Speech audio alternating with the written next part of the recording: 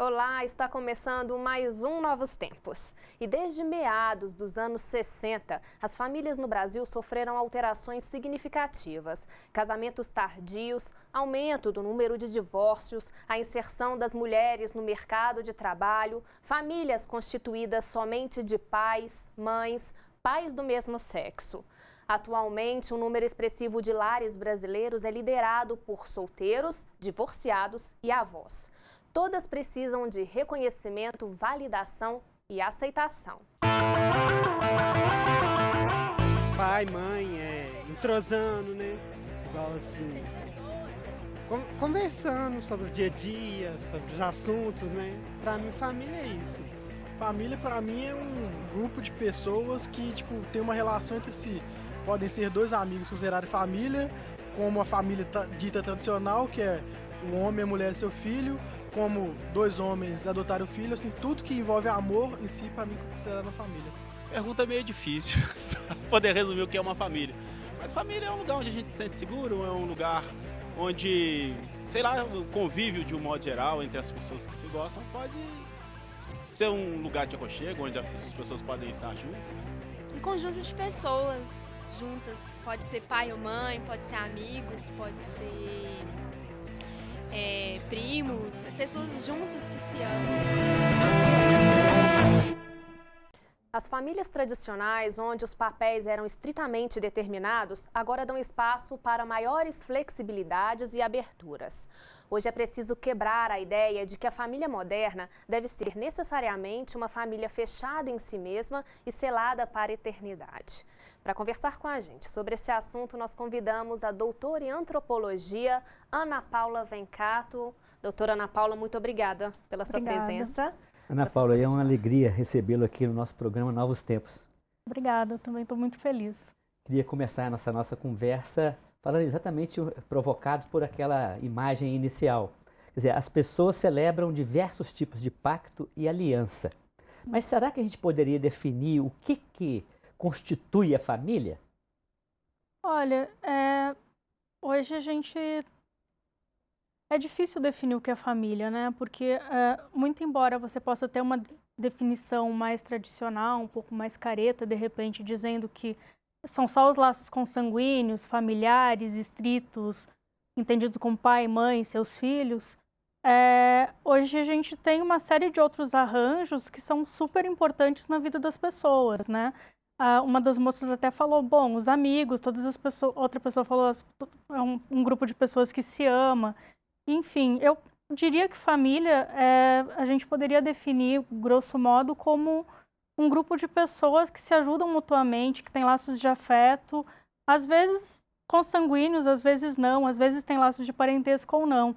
Afinal de contas, se a gente pensa bem numa pessoa que migra de um lugar a outro, né, e que nenhum parente migra junto, quem é a família dessa pessoa no lugar onde ela mora, né? Então, hoje se fala de novas famílias. Além das próprias pessoas, quem tem autoridade de definir o que é família? Olha, é difícil, né? A gente tem uma série de estudos que tentam mapear justamente o que as pessoas na vida social entendem por família, né? Nas práticas sociais do cotidiano. Hoje a gente tem no Congresso Nacional tramitando um projeto de lei que se chama Estatuto da Família, em que se tenta definir o que é a família, né? E uma definição bastante tradicional de pai, mãe e filhos, entendido como núcleo familiar estrito, né? A família seria reduzida a isso. É muito complicado, porque as práticas sociais elas vão muito além disso, e nisso a história, a sociologia, a antropologia e várias ciências, a psicologia também, tem nos mostrado que a noção de família vivida pelas pessoas na vida social é muito mais ampla do que isso, né?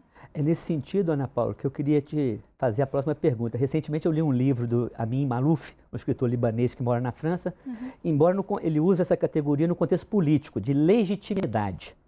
Quer dizer, o que que dá legitimidade social a um arranjo familiar, ou que se pretenda enquanto tal? Olha, a gente pode pensar que a legitimidade social, ela é sempre...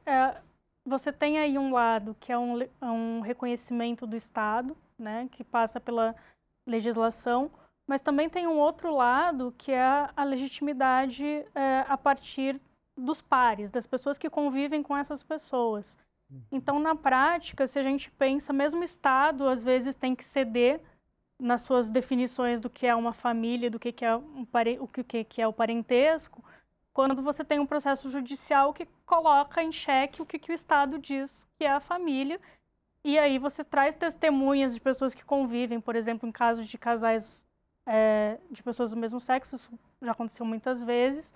O reconhecimento do casal como um casal veio do depoimento de várias pessoas que conheciam esse casal. Então, tem uma legitimidade que vem do Estado, mas tem outra que vem da vida social mesmo, das relações sociais.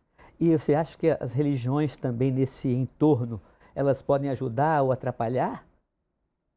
A escola, estou falando da religião, é a escola, outras instituições para além da legalidade. Olha, eu acho que as duas coisas, elas podem ajudar e podem atrapalhar também. Eu fico pensando sempre que essa noção de família nuclear que a gente tem hoje, ela surge a partir da constituição do Estado moderno, né?